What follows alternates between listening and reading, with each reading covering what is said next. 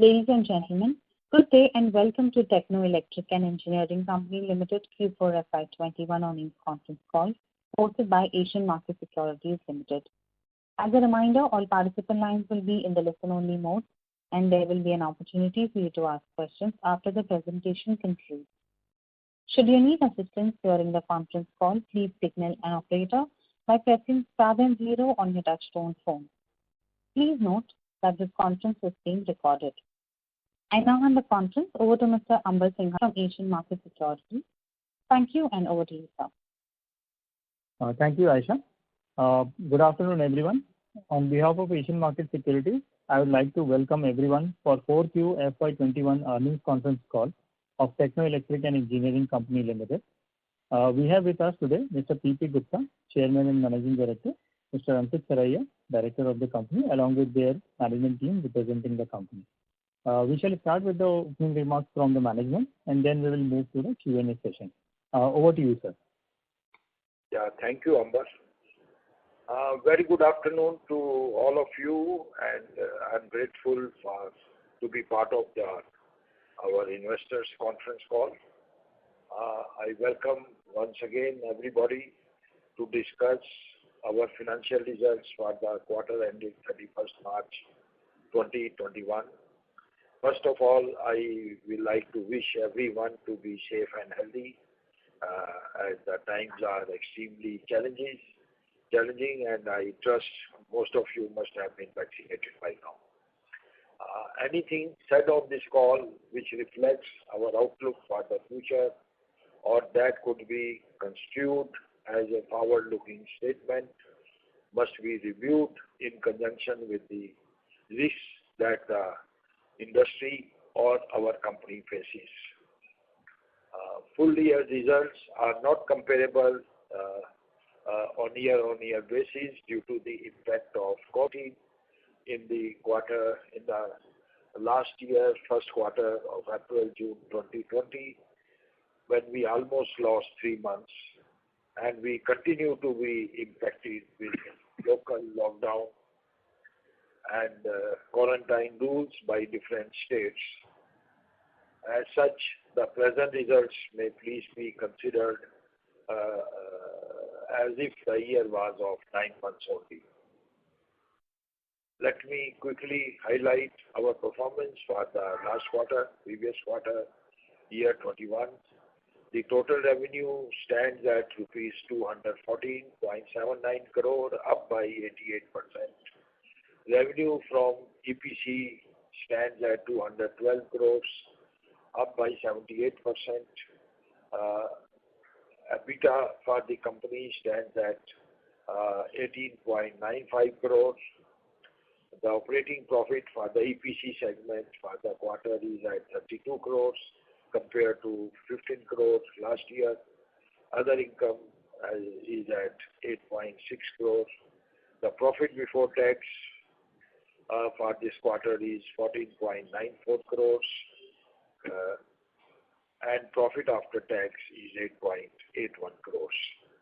The EPS for this quarter stands at 1.18 crores. The full year detail, the revenue is at 889.22 crores. The revenue from EPC business is at 789 crores. We have been able to cover most of the ground despite lower revenue in the first quarter due to the COVID impact. As such, this may be taken as a 9 months revenue. Revenue from wind segment is at 100 crores approximately compared to 90 crore last year. The company, this includes the differential tariff charges of 0.975 per unit on units built during the year 1920 and 2021, totaling to 35.85 crore, while APTEL impulsed order dated 28/1/2021. Setting aside the TNERC tariff order of March 18, where the tariff was reduced to 2 rupee 14 paisa as against 3 rupee 12 paisa earlier, 10 paisa earlier, and confirming that the tariff of the prior period, that is rupees 3.10, will continue to be enforced till further orders.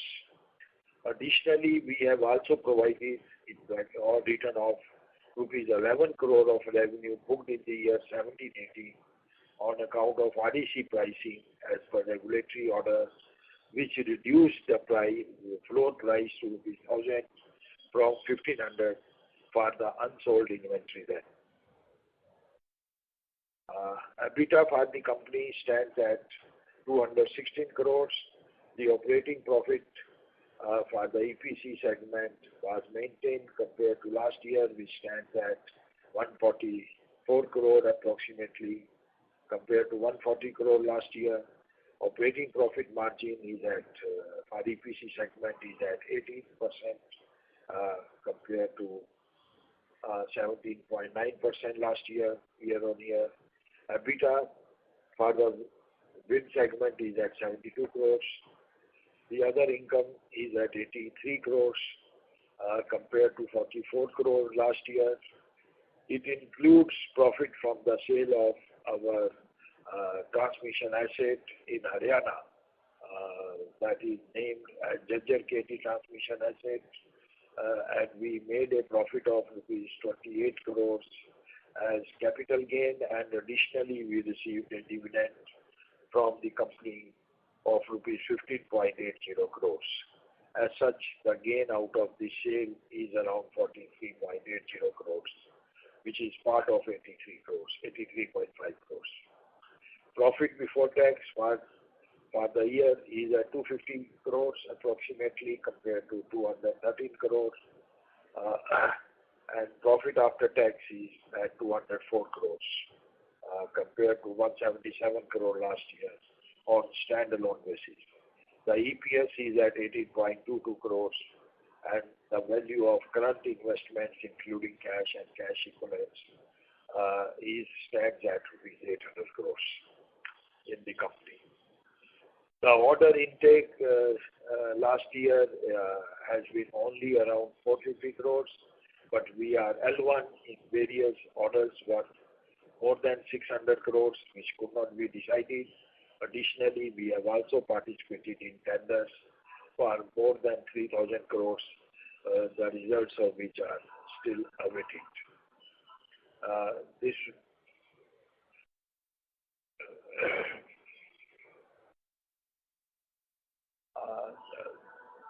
So if we take L1 in the order book, it will be around 1,000 crores on an average.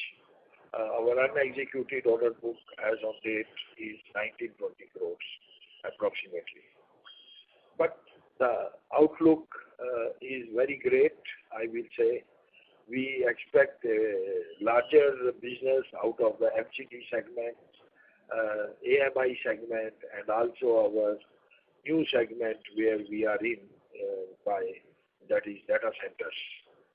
In FGD segment, will continue to be in focus for next 3 to 4 years. As per notification of Government of India, all coal-fired power stations need to limit their sulfur emission as notified by the Pollution Department and further classified by Central Electricity Authority by December 2023. There is a considerable progress with CPSU in ordering the projects for implementation of these solutions, but the same will now be happening with SEBs and private sectors more strongly. We expect business of around 12 billion in this year only, and this level of business will continue for next 3 to 4 years as 50 gigawatt is yet to be ordered out of the remaining units with CPSUs, SEBs and private sector at least, if not 100 gigawatts. So maybe there will be further time extension by government going forward.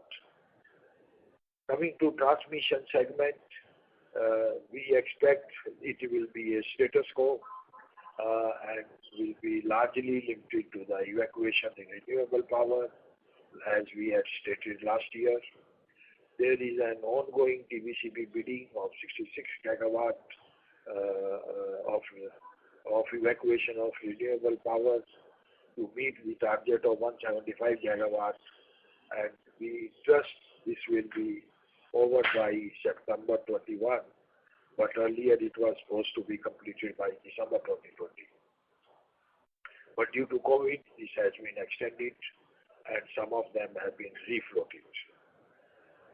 Against the bid submission, we plan to bid for at least 7 projects totaling to 3,500 crores and expect to win one at least, if not 2. The union budget additionally also provides for 3.05 lakh crore and restated by FM yesterday in the stimulus package for power distribution sector to be released over 5 years, and fund will be released based on financial performance and viability demonstration by the distribution companies. So this area continues to be of huge concern to the government and lot more need to be done.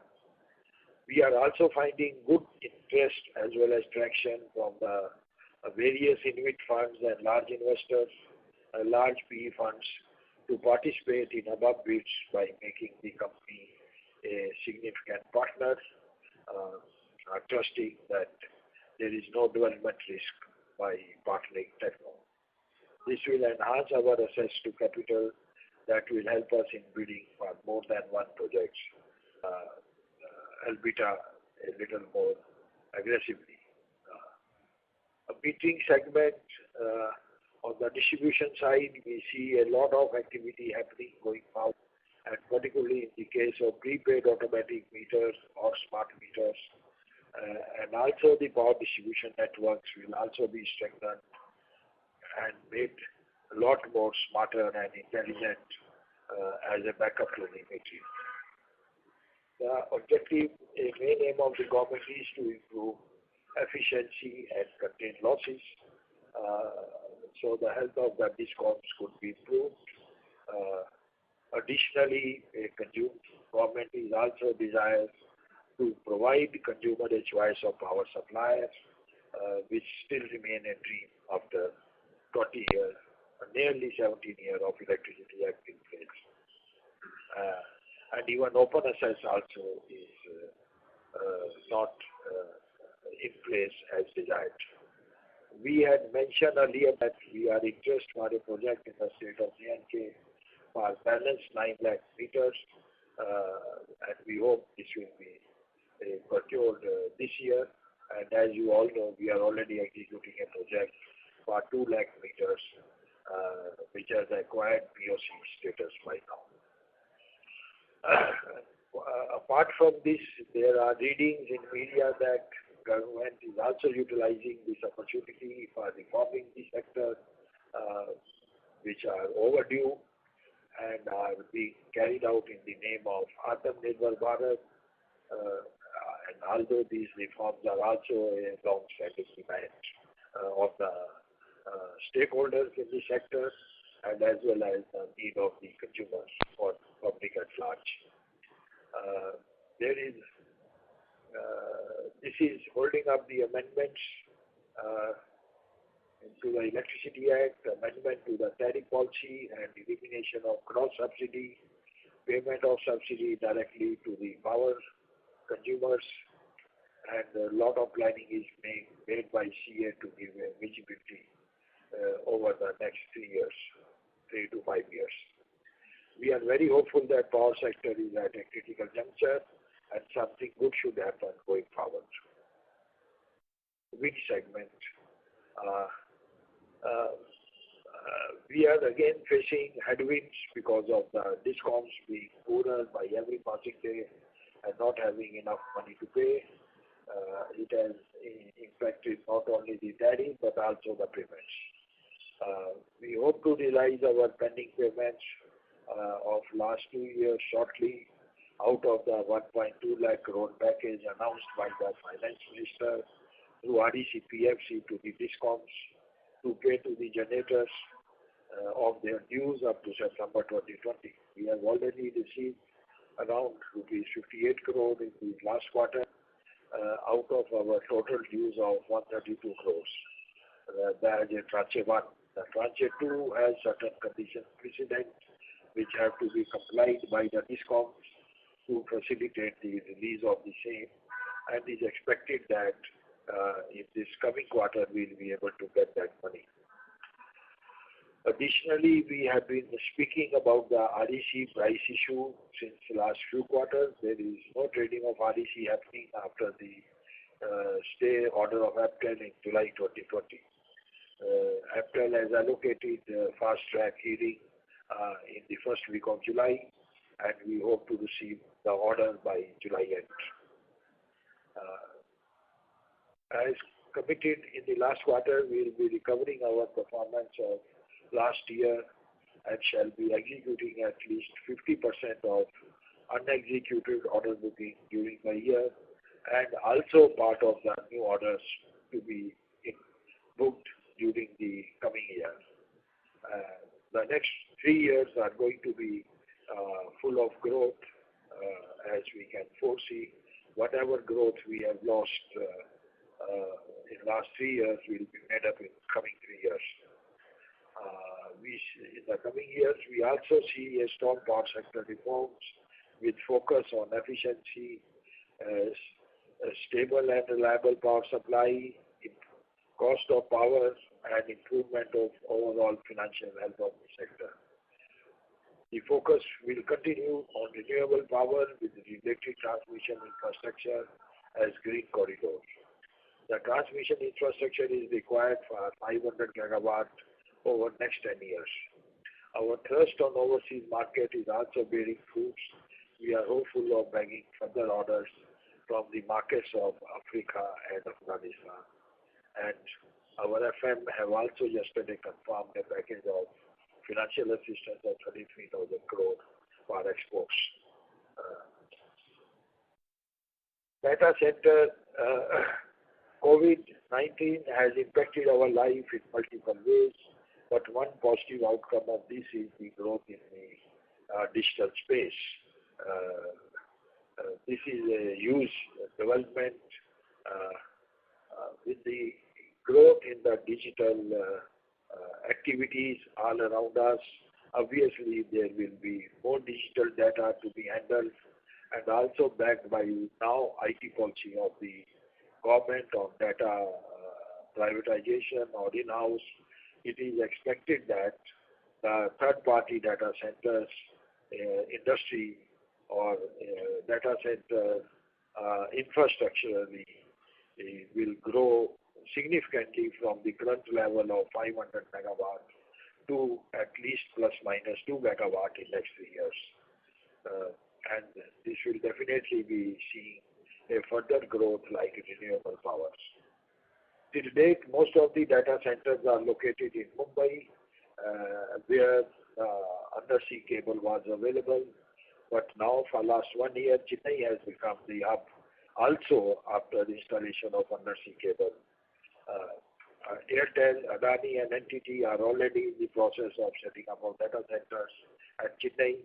We have also, Techno is also in advanced stage of setting up of data center of 30 megawatt of IT load of ultra-scalable hyper-density, for which the land has already been acquired in Sirisuri, in the industrial estate next to TCS campus, and the project is under construction.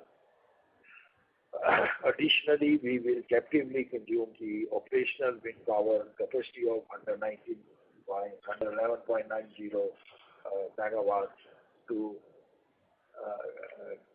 classify the data center as carbon neutral. That aligns with the policy of major hyperscale customers like Microsoft, Google, etc., because of their ESG commitments. So we see a double whammy rewards out of this business, which will grow strongly in the coming next 3 to 4 years. I will ask my son to cover more on this point. Ankit, can you take over now? Yeah, sure. So I think Our plan is to actually grow this segment from just one data center of 30 megawatt to at least 250 to 300 megawatt of total capacity of data centers over the next 3 years. We are beginning with Tamil Nadu, and maybe as the next project we may go to Calcutta, as Calcutta is also seeing development of an undersea cable landing station at Digha at West Bengal by Reliance Jio. That also should get commissioned by 2022, hopefully by March, and we should be able to see Calcutta becoming an attractive destination, because as of now there is not much data center activity over there, though there is demand of data by the consumer. And West Bengal is the gateway to Northeast, serving Bihar, Orissa additionally, and can become an export of data center to markets like Bangladesh, Bhutan, Nepal. Calcutta might become a very, very interesting proposition, considering that there will be limited development of data centers, considering the market as such overall. But as we speak, we are seeing a lot of interest from Airtel, STT, as few other data center operators now scouting Calcutta parallelly along with Techno. We are in advanced stage of land allotment from the state government. Hopefully, we should be able to get a land allotment in Calcutta in next 6 months' time and initiate that project as well. Additionally, we have shortlisted land in Hyderabad, right opposite where Amazon is developing the captive data center. That should become our third project going forward, and then maybe we will start targeting Navi Mumbai and Noida as our fourth and fifth installation. So the overall idea is to develop about 250 to 300 megawatt of data centers over the next 3 years' time. And as mentioned, we are leveraging both our verticals, which is EPC and renewable energy. So it adds to the capabilities of the company, and it is a natural extension to what we have been doing till date.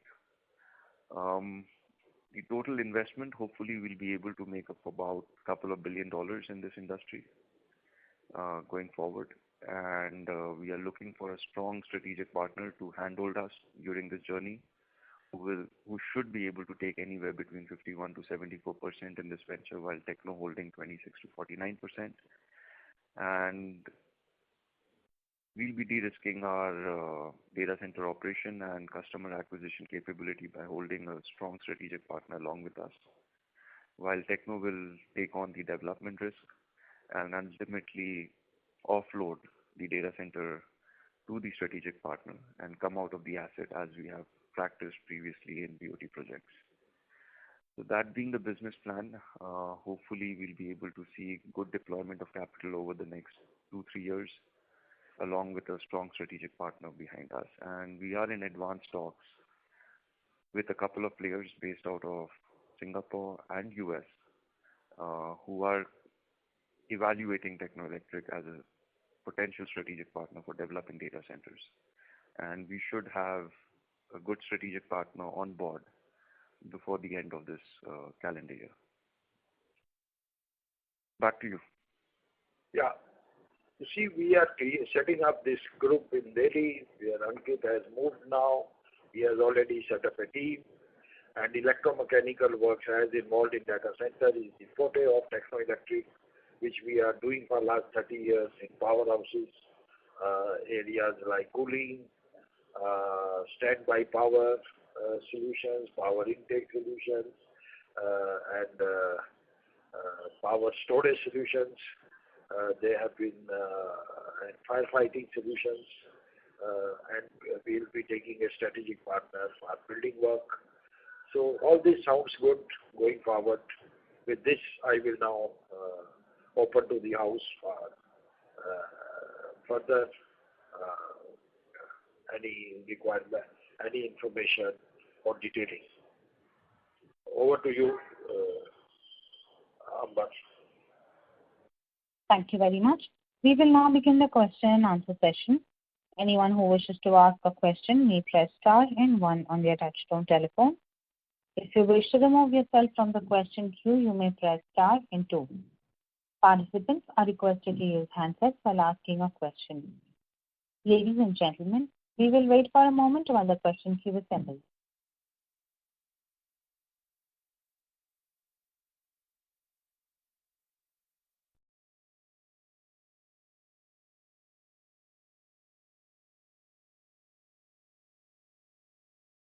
The first question is from the line of Ankur Sharma from HDFC Standard Life Insurance. Please go ahead. Yeah. Hi, sir. Good morning. Thanks for your time. Had a couple of questions. One, so if you could just remind us, what was the FY21 order inflow and order book? I think you said 450 crores for the full year in terms of ordering. Order booked is 450 and 600 crore VRL1, which we expect in this quarter. Any day that should be converted into order. Okay. And the order backlog, sir, the order book? Will be 2,000 crores.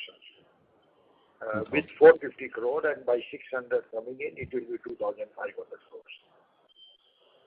Okay, fair. So secondly, as we go into FY22, would you like to guide us in terms of sales, margins, and orders as well? And within orders, how you typically give it by segment, how much you are looking at FGDs, transmission, data centers, etc. That would be very helpful. Sir, basically, traditionally, we have been a T&D company by and large. Although we started mostly as a auxiliary system suppliers to power stations 40 years back, with the first powerhouse being set up by NTPC. That was our first journey. So it used to be mechanical in nature at that time, which grew to electrical and then to transmission with power grid coming in. And we have done number of switchyards, which we still do for NTPC at Meja, at Tanda, at Vindhyachal, at many places we have been doing, and systems of water intake or firefighting solutions we have done in Bongaigaon, Par, Balur, and we have been part of all powerhouses of the NTPC in some capacity or the other than gas-based by and large, you can say. Similarly, in Power Grid, we have a huge presence, as you know, I need not repeat. If they have 260 stations countrywide, at least in 125 or 130 techno has been there as greenfield or brownfield extensions. Substantially, we are in all these segments. But coming to this year, business has changed a lot over the years. Every business, every 5 year I see changing tremendously, as a capability. Earlier we used to do more of the 220 kV stations in 2005 and more of DTGY or rural electrification, which by 2010 became 400 kV transmission systems. Then GIS came, then 765 kV came, and then smart metering became part of us, and now we are part of FGD. So in the current year, you can take FGD will definitely be contributing more of the top line, around no less than 40%. Another 40% will come out of the transmission side and distribution, which is our traditional, so we don't see much growth in this area. FGD will grow from 15% to 40%. And another 20% will be out of data center, which we'll be building in Chennai, in-house. And the top line targeting for this year will be almost around 1250 crores if we don't see much disturbance out of the COVID once again. But in next 9 months, we should be able to otherwise achieve this kind of billing and mix of it. Okay, so you said sales of 1250 crores. So how much margins and orders also in value terms? Order, we definitely are expecting no less than 2,000 or 2,500 crore this year. If government offices continue to work and decide, and margin will continue to be at the present level 15% plus, that is achievable by efficient execution or timely execution.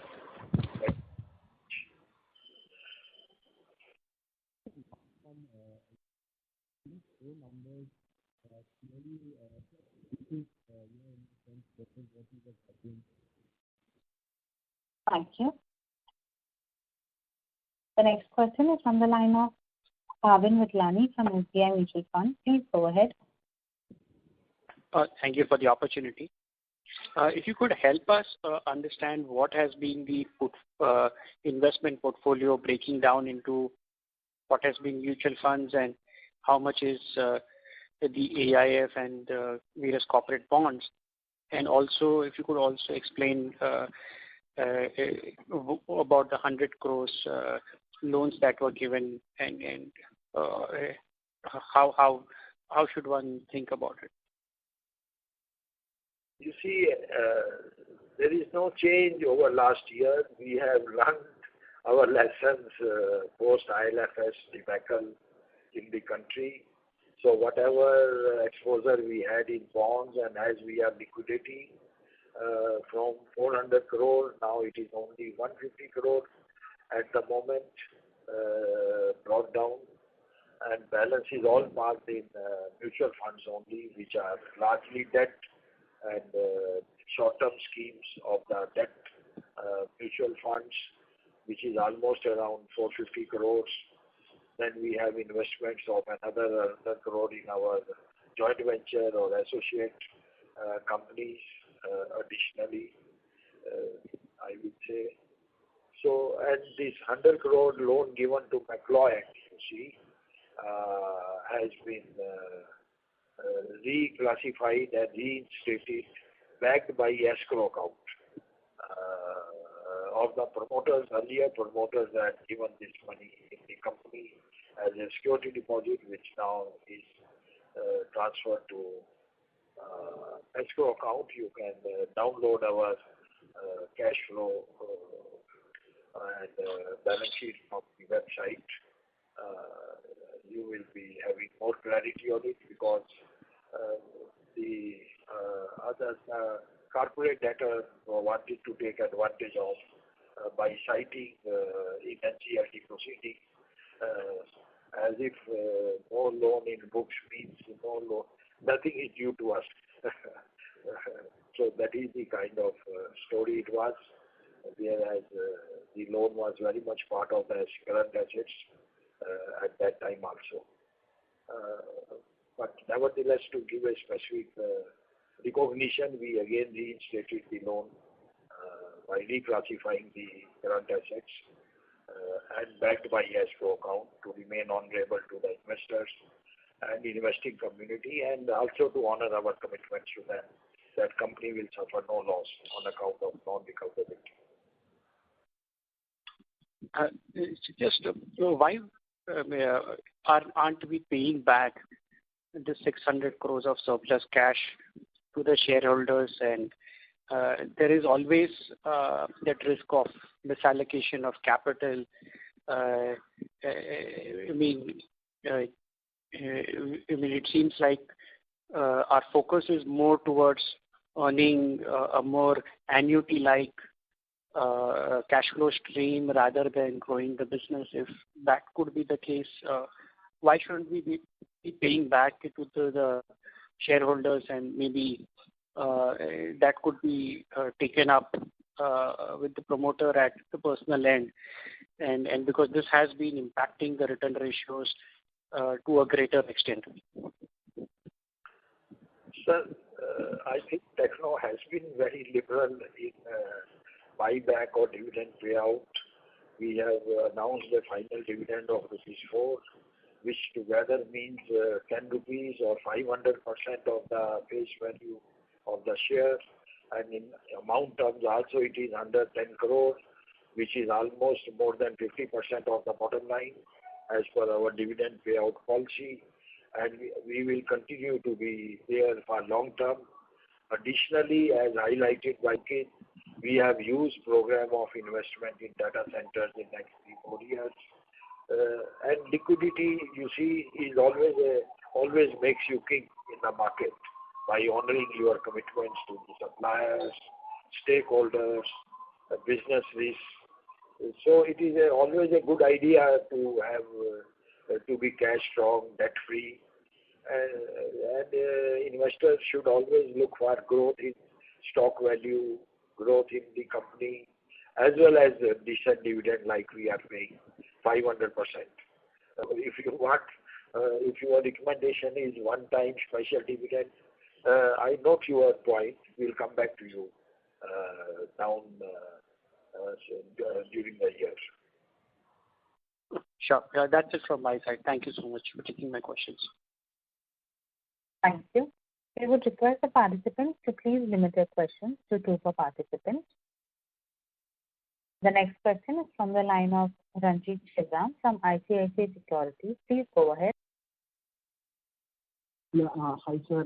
Good afternoon. Very good afternoon. If you can throw some clarity on the revenue target for FY22, and if you can just throw some more what's our order intake target also for FY22. Sir, wish and target are becoming every day a concern to us. If you ask me, our top line will be 1250 crore, as I already stated in the first question from HDFC. And target of order intake is 2000 crores this year, or maybe more, if everything goes normal, I will say. And bottom line will at least grow by no less than 25%, if not more. Okay, and sir, how much of cash we are planning to invest in data center for this year, next year? Is there a timeline earmarked? If you can help us with that. To start with, it will be around 100 crore. But depending on how soon the partner is in place and what kind of risk-reward he offers us in the relationship, you can say it can range from 100 to 500 crore or spread over 3 to 5 years. Okay, and probably post completion of that, we will try to sell it out and then we will encash that as we are done with the transmission duty. That's the whole top of it. Absolutely. You see, Techno is a EPC. We like to remain EPC.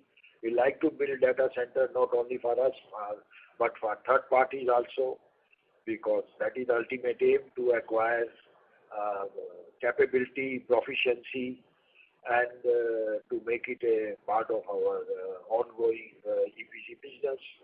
That is the larger focus out of it, and the team is being set up in Delhi to achieve this.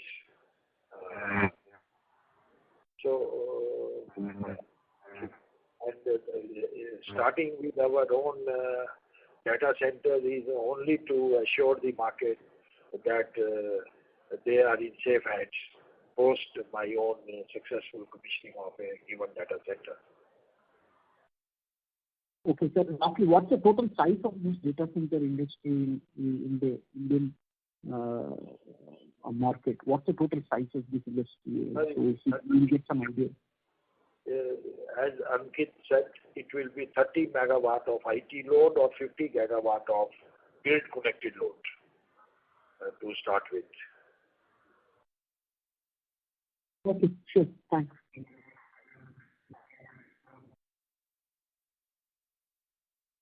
Thank you. The next question is from the line of Deepesh Agarwal from UTI Asset Management. Please go ahead. Yeah, good afternoon, gentlemen. My first question is, this Chennai data center which you are building right now, would that be able to absorb your entire power from your wind farm? selling the power to this data center?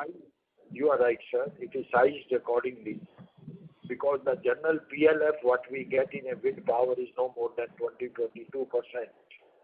So as such, this 112 megawatt will amount to technically no more than 30 megawatt of the normal power capacity of any thermal generating station, thermal or hydro generating station in a normal pattern, considering 80% PLF.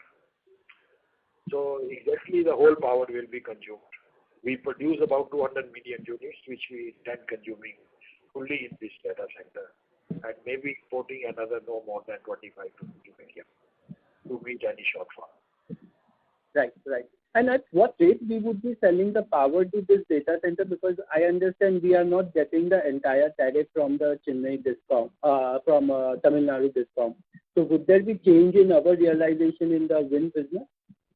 Absolutely, it will help, sir. Because if we take this power from the grid, it costs around 8 rupees a unit. But I think to have a win-win relationship, we can consider a realization of almost around 5 to 5.5 rupees as against 3 rupee we get now. Understood. And for the other data centers, would you be building up a renewable project or you would be tying up power from the market? No, we will be tying the market power, which over the period we may substitute by our own captive power, because renewables have become a real life-changing story in this country. It is cheaper than thermal. You can do it in 12 months. It is becoming easier to store now going forward, and it is becoming stable and reliable as against in pump power earlier. So technological innovations are happening with every passing day, sir, and I'm very confident that even society will experience this change in years to come. So obviously it will be part of our focus to absorb technological changes, upgradations, and costs accordingly. Renewable power today is available at 3 rupee a unit, which SECI is trying to produce and sell through different entities. So it's a very exciting period for the renewable period, carbon neutral. Over the period we may be carbon positive, which we have not marketed so far so strongly. But trust me, one thing, Techno has been carbon positive for last 10 years. We are so strong in outlook on this side. Okay. And last question, if I can squeeze. When you say that you are looking for a strategic partner in data center, would you be looking for a partner even at the construction phase, reason being it may impact your valuation, or would you wait for project getting commissioned and such a market-related valuation which is typically high when we see the global valuation of data centers? Sir, we will need a partner at the conception stage, honestly, because these high-end customers all have very specialized requirements when it comes to hyperscale, supernode data centers. They all have their customized typical requirements, which are only known to these data center operators. Otherwise, we are mostly in India used to co-location data centers or enterprise solution data centers, which are low-end applications. So we have a ambition to be part of the high-end, and getting a partner at the conception stage will help. Understood. Thank you, and good luck for future.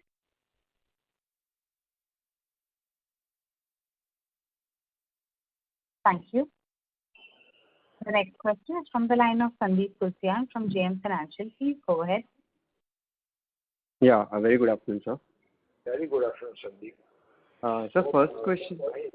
Everything fine at your end and family end? Yes, sir, everything is fine. I hope things are working fine at your end also, and all your family and employees, everybody is keeping safe. Yeah.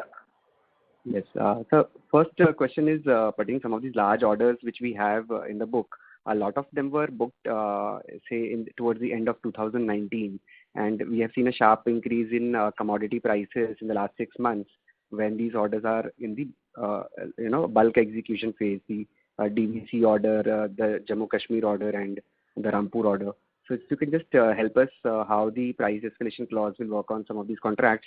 Although we are making very good margins now, will there be any impact on the margins overall? Sir, cost and margin is a two sides of the same coin, and it is an ongoing challenge all the time in any industry, in any market. But engineering capability is one thing which always helps you in improving your efficiency, better use of these commodities and materials, redesigning, redefining their engagement in the project solutions. So basically, you see, don't look on this business like PNC. It is a EPC. So Techno's capability is E more than PNC, sir. And PNC happens by virtue of being cash liquid in market.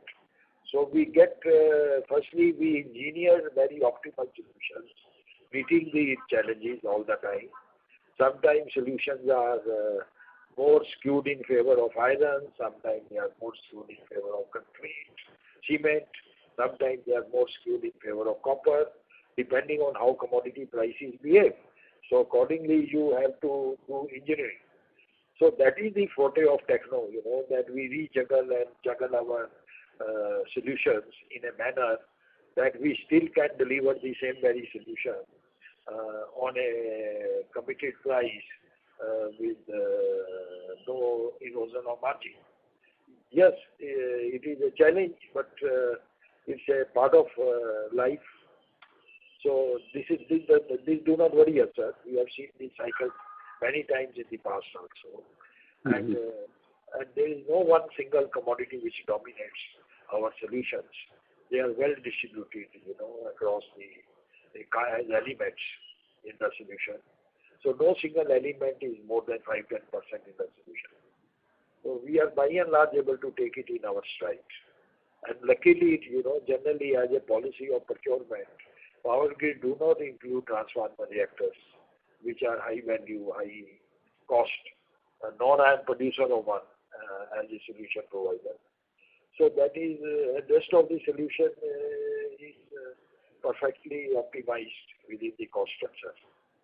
So we don't see any impact on margin, and we will, like earlier we used to do 765 kV solution in 3 years. Last year we delivered this solution in 12 months at Badla to Power Grid, which is a history in itself in the country. That how can a 765 kV station be built in 12 months, despite COVID. So all the productivity levels are high. You take care of your neighbors. We have vaccinated all our employees, laborers, camps, villagers all around us. So you have to carry out this whole process as a mission, as a passion. So everybody takes care of your health also in turn. Understood. And probably our guidance also of 15% margin versus we delivered 18% last year kind of takes care of whatever escalation. I have always maintained 15%, sir, plus minus. Yes, we will definitely target more, but for guidance, I will always say 15%. So second question is on these new orders between 2,000 to 2,500 crores that you have shared. How much of data center part does it include? And if you can break up between, say, how much is going to come from the TBCB part? Are there any FG orders, D orders you built in? How much of smart meters and anything you built in from those export orders of Afghanistan and Africa? If you can give us a breakup on a broader basis, it will help.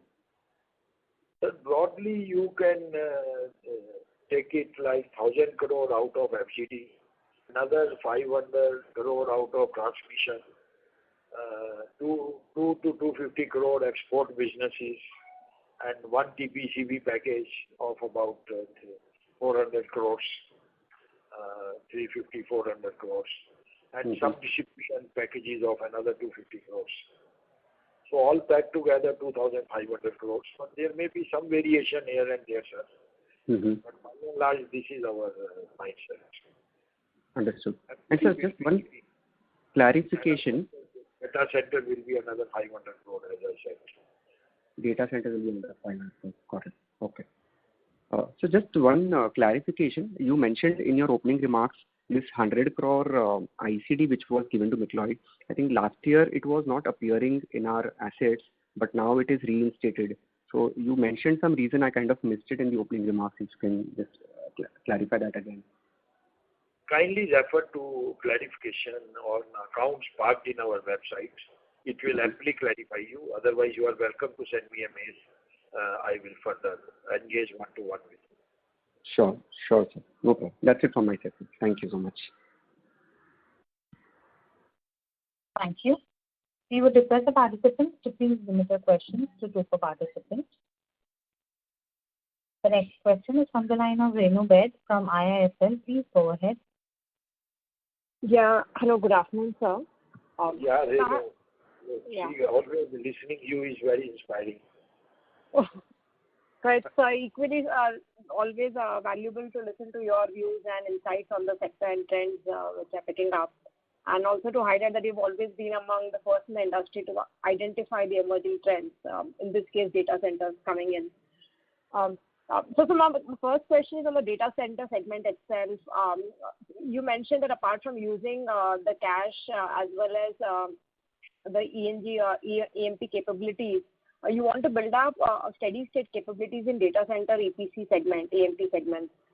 So if you can elaborate in terms of what are the kind of initiatives you have done to build up the team to execute the EPC of these projects, and apart from the in-house data center that we are planning to execute, what are we doing in terms of getting the PQs from other consultants to qualify for large data centers which are coming up on EPC basis? Let me ask ma'am Ankit to answer this query, who is heading this center, who is heading this division for us. Ankit, will you please take over this question? Yeah, sure. Basically, we're building a team in Delhi, and we've already started the process of building the team, and we're trying to take people who have been established in this industry for at least the last 5-6 years. One needs to keep in mind that data center as an industry is not something which is matured. It is still very new. The scale of data centers that we are talking about today have not been practiced in the industry ever, and it's a trend of only last 1 or 2 years. The resources which are available in the industry with the existing players are also very, very limited, and the benefit that Techno holds over here is this industry is more or less if you look at the people who are governing the industry or who are running the shows, have all come from power sector, because power is what has to be handled majorly in these projects, and they are also sized in megawatt. Having said that, while we are engaging with people and we are onboarding people who have experience of building, even if it is a small data center, from companies like L&T or other data center operators which are existing, Techno already has those skill sets, because we have about 250-300 odd engineers from power sector, and basically even if you look at people who are engaged with other data center operators or EPC companies who are delivering data centers, also have professionals coming from power sector only. So it really doesn't require a very large team to be set up, or very new team to be set up, but a few senior level position people who can guide the existing team to the right direction for building these data centers. So that work is already ongoing, and we have decided to base this team out of Delhi, because it's easier to find people from ITS background and power sector in Delhi rather than Calcutta. So that call we have taken to set up this team in Delhi, Gurgaon, and that's what we are working towards. We've already hired at least 4 professionals. We have our head of design engineering in place. We have a senior person in business development from L&T already in place with us. And we have people in Chennai for specific works. And the team is ongoingly being shaped as the requirement is coming forward, and hopefully we'll build a team of at least 10-15 individuals based in Delhi, Gurgaon. That will basically channelize the team back in Calcutta. So in addition to captive requirement, by when are you targeting to start participating in external projects for third-party operators or owners there? We've already started doing that. We started engaging with data center operators, and so we are in talks with one of the data center operators based out of Singapore for doing a small EPC job for their upcoming data center in Bombay. Then going forward, we're already in talks with a couple of other data center operators who are looking for us to participate in smaller packages of their upcoming data center, as well as in providing them with renewable energy in those specific states wherever their data centers are coming. So these kind of conversations have already started. We need to be a little more aggressive as far as bagging EPC orders in data center is concerned, but it is going to be a little time taking because we don't have specific experience and qualifications with us. So marketing ourselves in this sector is going to be a little more time taking and may take about another 6 months to establish ourselves as an EPC contractor in the industry. But that journey has already started and those conversations have already begun. So one of the conversations is already in an advanced stage. Sure. Thank you. My second question is to Gupta sir, asking an understanding on for a lot of projects, be it on the FGD side for certain components or for the smart meters, we have always had some tie-ups and efficient sourcing arrangement with counterparts from Asia.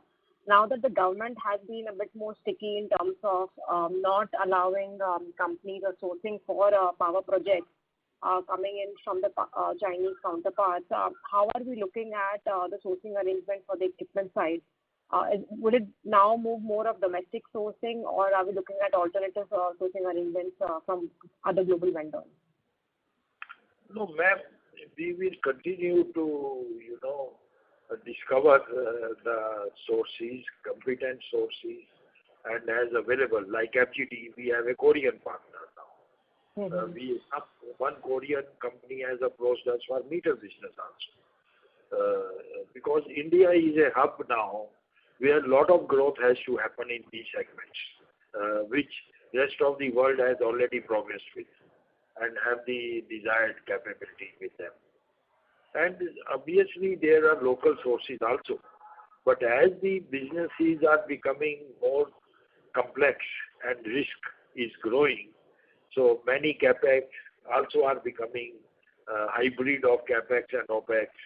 So this business of product and project will start segregating going forward. So this will be another edge to Techno, in terms of leading the pack. Having delivered 400 projects in last 40 years in all terrains and challenges countrywide, right from Kashmir to Kanyakumari and northeast to Mumbai. So I think Techno has a know-how and ability to synergize solution in a given pocket. That is very important in India. Nothing works as a standard way of life, standard solution, which is relevant in one pocket is not relevant in another pocket, ma'am.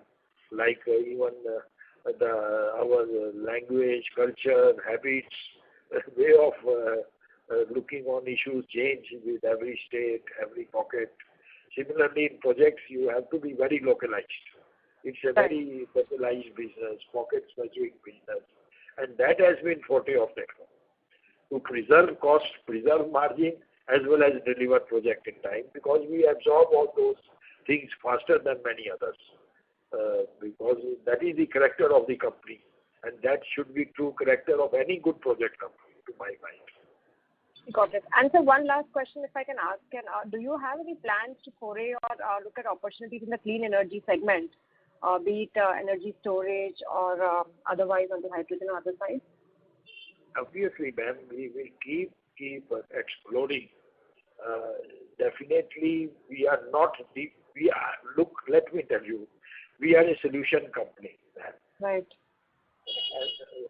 we are definitely not a life cycle investment company in asset. That is not our business. We create life cycle assets for somebody to own.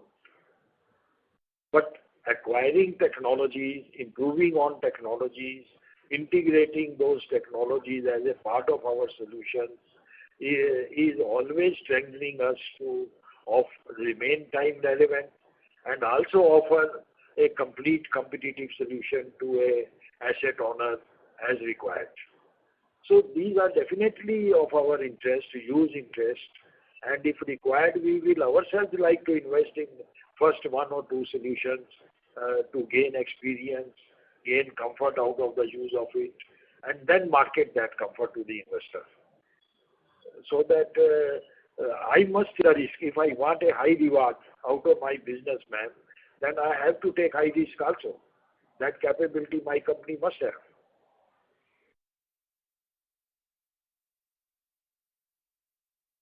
Thank you. We would request the current participant to please come back in the question queue for any follow-up questions. As we have several participants waiting for their turn. The next question is from the line of Rohit Balakrishnan from iThought PMS. Please go ahead. Yeah, hello. Am I audible, sir? Yeah, we can hear you. Yeah, hi, sir. Sir, on this intercorporate deposit of 100 crores, I just wanted to understand. Sir, please correct me if I'm wrong, sir. In the previous calls also, I think in the last year's balance sheet, we had reversed this 100 crores by the promoter, the company getting back this money and the promoter paying this 100 crores, taking it on their own books. And subsequently, and this matter was closed in a sense. And now I have gone through the note. What I understand is that we have now taken an escrow and whatever the deficit will be taken from that escrow, which is guaranteed by the promoter in a sense. Just wanted to understand, sir, even to get here, I understood that we had already closed this matter by the promoters taking it on their own books and not on the company's books. So this was a bit surprising, sir. Can you please help me clarify this point? That is right to me on one-to-one because the corporate debtor uses my submissions in these kind of conferences in the legal proceedings. So whatever note states and your takeaway is, you give me one-to-one call, I'll explain. No issue. But okay, sir, I will do that. I will request you that note is very sufficient and explicitly detailing and is sufficient for investor guidance. That company carries no risk on its own, and if there is any shortfall in recovery, will be made good by the promoters. That commitment we continue to our investors and to be honorable in the eyes of our investors. No, sir, I understand. Okay, fine. I get what you're saying. I will write you one-on-one to get more clarity. Sir, the larger point, I think somebody earlier also raised this point. So we are in our business in the EPC segment and also in the transmission segment. I think we are second to none as can be seen by the strength of the balance sheet and also the kind of margins and the kind of risk we take. We are very risk averse, and that is something very, very good thing, especially in our business. But sir, if you look at the excess cash, and I also agree to your point that you've given cash out and you've been generous by doing buyback of 100 crores and paying dividend of 110 odd crores this time, 130 odd crores this time. But sir, like some of the things that we have been doing in the last 2-3 years, and sorry for being a bit blunt about this, but last couple of years, first was the issue of IL&FS and now this again McLeod thing. While in both the cases we have not had any write-offs as such. In the McLeod case you are guaranteeing and also in IL&FS. But sir, it just puts a spot on our otherwise very clean track record and governance that we've had both on the business side and also on the capital allocation side.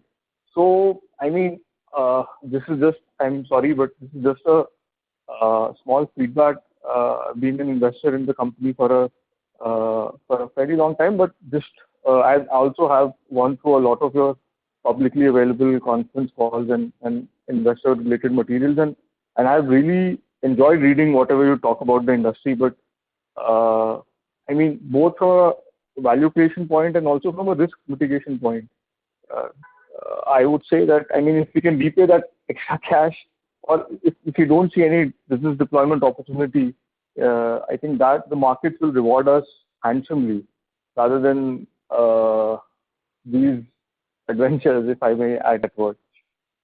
But your two observations, I will be very honest to both of them.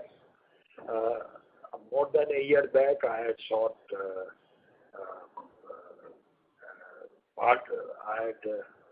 a pardon from the investor community that our lessons are learned and there will be no mistakes in the future, and we mean it in letter and spirit.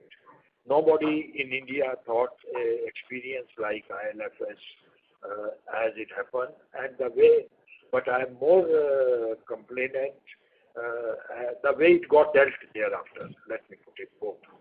Otherwise, there was a lot of value in the company for recovery, nevertheless. But coming to our part, that gradually we are substantially reduced our exposure to bond business. It is no more than under 50 crore now. Whatever money we have recovered is all parked in mutual funds.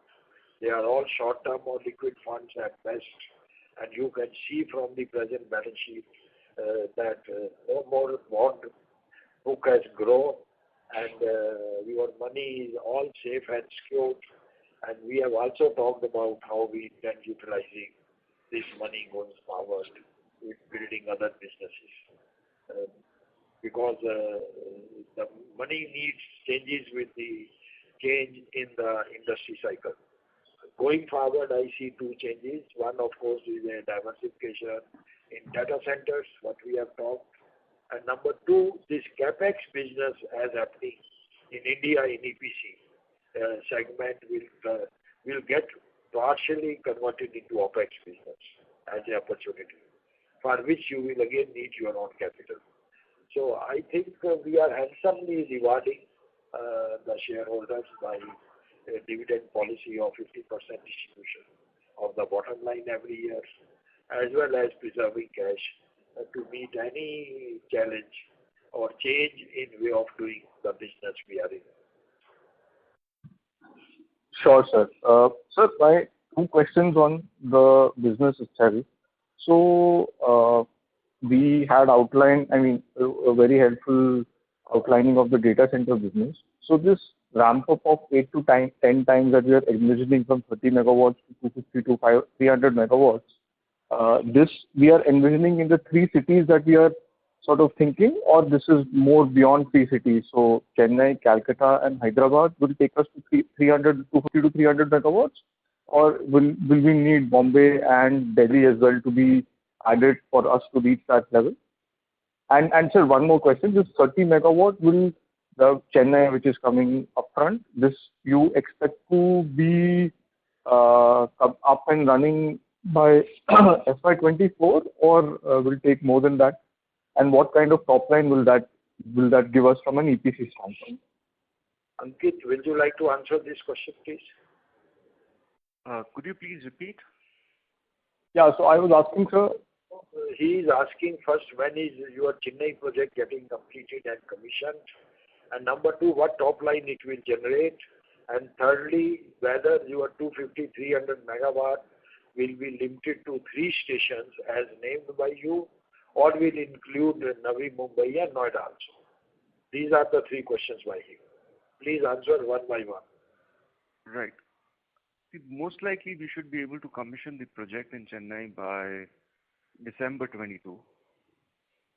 And you see, the revenue over here might be broken into phases, because even the data center might get developed over phases. By December 22, let's say we should be able to develop 10 megawatt of data center and commission it completely and hand over the first phase, that is the 10 megawatt, to any potential customer. And as the customer acquisition progresses, we should be able to keep developing additional megawatts up to, let's say, 50 megawatt, and that would be the end of the project. But then it will keep developing over phases, and revenue will keep flowing accordingly. So hopefully we'll be able to complete the whole project over the next 2-3 years time, and hand over the complete 50 megawatt to a single customer. So therefore the revenue might get staggered as per the phases that we keep developing it. But once it is completely developed, I think we should have a revenue of approximately 225 crores or 230 crores approximately from each of these data centers. And the total capacity of 250 megawatt will be obviously developed over at least 4 or 5 cities in India, depending on each data center size. But let's assuming that each data center will be anywhere between 30 to 50 megawatt, it would be developed over 4 to 5 cities. And the 3 which I mentioned specifically were Chennai, Calcutta, Hyderabad, which are the first few projects that we want to target to begin with, and then maybe explore Noida and Navi Mumbai. But it also strongly depends on a strategic partner, what his business plans are going to be, because most of the strategic partners that we are discussing with want to be in Mumbai to begin with, and Chennai are those 2 targets. So we have to align our business plans with their business plans and see how we progress. But in our opinion, if we have to do it, we would like to begin with Chennai, go to Calcutta, come to Hyderabad, and then the other 2 cities. Thank you. The next question is from the line of Sagar Sanghi from Ad Capital. Please go ahead. Hello. Yes, sir, you can go ahead. Thanks for taking my question, sir. Sir, one question on the balance sheet side. The previous participant had also asked the same question. So, of the total 800 crore of cash that we are carrying on the balance sheet, how much would go for data center over next 1 or 2 years? And how much is the regular cash requirement for the regular operations of EPC business? And since you will be generating about 200 to 250 crore a year of free cash every year, so how do we plan to utilize the same? But the cash utilized in the data center over next 2 to 3 years can be up to 500 crore, as I explained, and depending on the partner's own commitment, ranging from 51% to 74%, and how it gets deployed. So it can range from 100 to 500 crores anywhere, number 1. But number 2, we also see this capex business becoming OPEX going forward, like in smart meters or even maybe transmission assets like TBCB and others, or more businesses happening in the states also going forward, in sub-transmission also as TBCB, as suggested by the Government of India, MOP as well as CA. So this business is at a very influx stage now, which has happened traditionally over last 20 years, is no more going to be there for next 2 years as we see the change. So we want to stay prepared to meet any contingency in terms of requirement of funds or cash availability with us, and also continue to reward investors significantly and sufficiently. So 500% dividend is no small reward, sir, to my mind, and we'll continue to maintain it, if not improve on it. But we will continue to evaluate, as you have suggested, our requirement of funds, and keep updating you in the investor call. So you mentioned the capex will turn into OPEX, so that means the working capital should go up for us. Yeah, you can say kind of it means you will get paid only when project is complete and handed over. So working capital will be long term. No project happens in our industry which has a cycle of less than 2 years. So it means you have to fund for 2 to 2.5 years. And say if 50% of top line becomes more of a OPEX, then your requirement will immediately go to 500-600 crore or more to maintain the top line.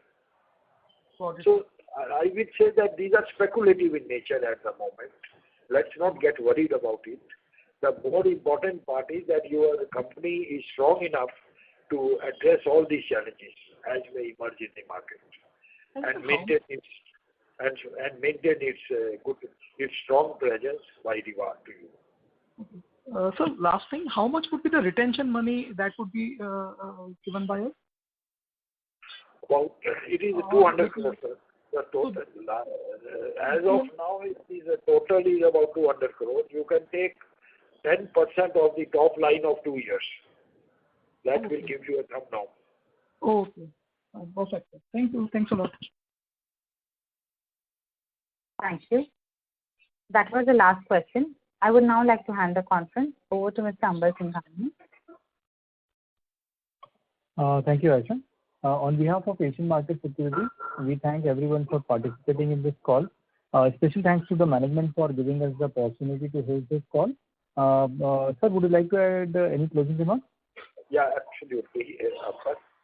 I will first of all like to thank you for all the participants to join the call despite COVID and all challenges of COVID with them, around them. Still, in case any one of them have any query related to our performance, please drop a mail to us and we'll be happy to reply. And similarly, I will repeat my invitation to them because we are located in Calcutta. So anybody dropping in this side is welcome to drop in our office and see how we exactly carry out our operations. So you will be our honored guest. I would like to now with this close the conference and thank everybody for joining it. Thank you so much, Ambar, for organizing it. Our pleasure, sir. Thank you. With this, we can close this call. Aisha? Thank you. On behalf of Asian Market Securities, that concludes this conference. Thank you everyone for joining us, and you may now disconnect your lines.